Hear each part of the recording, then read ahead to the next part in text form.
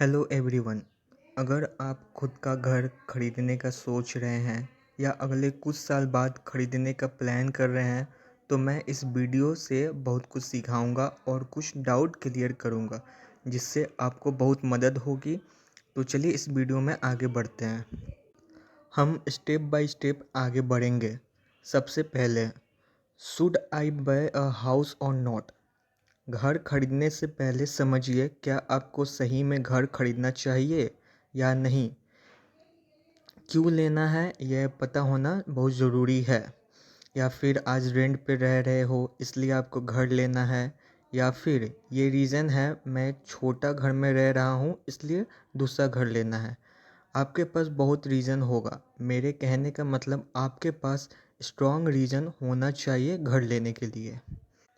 Second, आपको ये देखना बहुत ज़रूरी है कि आप अगर घर ले रहे हो तो कम से कम 10 से 20 साल रहेंगे।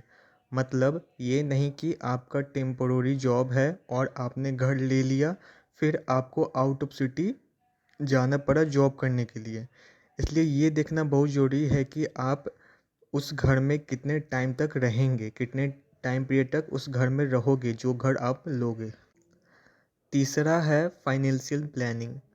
आपको एग्जांपल से समझाता हूँ। मान लीजिए आपको 36 लाख का घर पसंद आ गया और आप इसको ख़रीदना चाहते हो। आपने देख लिया मेरी जॉब स्टेबल है, मैं इसमें 10 साल भी रहूँगा और मेरे पास ख़रीदने का रीज़न भी है। तो आपके पास 36 लाख का 20% डाउन पेमेंट कम से कम आपके पास होना चाहिए।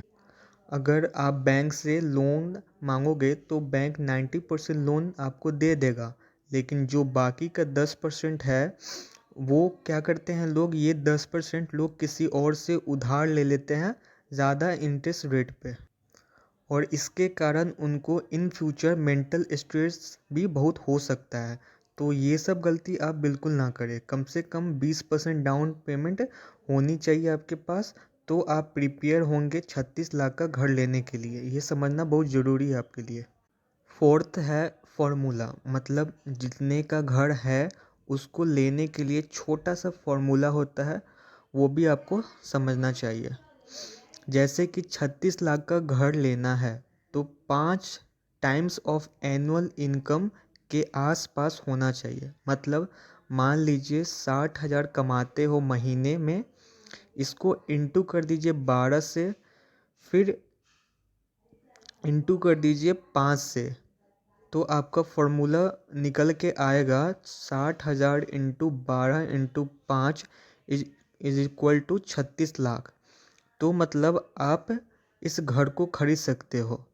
एक और एग्जांपल लेते हैं। आपका सैलरी है 50,000, आप इसको इंटू करेंगे 12 से, फिर इंटू करेंगे 5 से, तो इसका वैल्यू निकल के आएगा 30 लाख। मतलब अगर आपके पास 50,000 सैलरी मिल रहा है हर मंथली, तो आप 30 लाख का घर लेने के लिए प्रिपेयर हो, और आपका सैलरी 60,000 मिल रहा है हर महीने, तो आप 36 लाख का घर लेने के लिए प्रिपेयर हो। लेकिन अगर आप 60,000 भी महीने का नहीं कमाते हो तो आप 36 लाख का घर नहीं लीजिए। हाँ, बहुत लोग बोलेंगे ले लेंगे, लेकिन फाइनेंशियली उनको स्ट्रेस हो जाएगा। तो भले ही आपको बुरा लगेगा, लेकिन ये आपको समझना ज़रूरी है। कम से कम अगर 60,000 का इनकम है मंथली, तब आप 36 लाख का घर लेना चाहिए आपको। चलिए मैं आपके लिए लैपटॉप पे होम लोन कैलकुलेटर खोलता हूँ, फिर आपको समझाता हूँ। आपने 36 लाख का घर पसंद कर लिया और आपको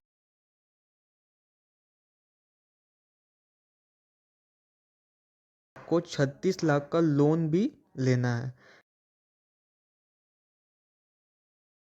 20 साल के लिए अब आपको 9% का इंटरेस्ट लगता है। तो आप देख सकते हैं मंथली ईएमआई आएगी आपका लगभग 33,000। तो आप अगर 60,000 महीना कमा रहे हो और आपका मंथली ईएमआई 36 लाख का घर लेने के लिए लगभग 33,000 आ रही है, तो आप घर ले सकते हो। या तब भी बाकी पैसा से घर चलाओगे आपके पास होम लोन के अलावा भी आपके पास बहुत सारे खर्चे होंगे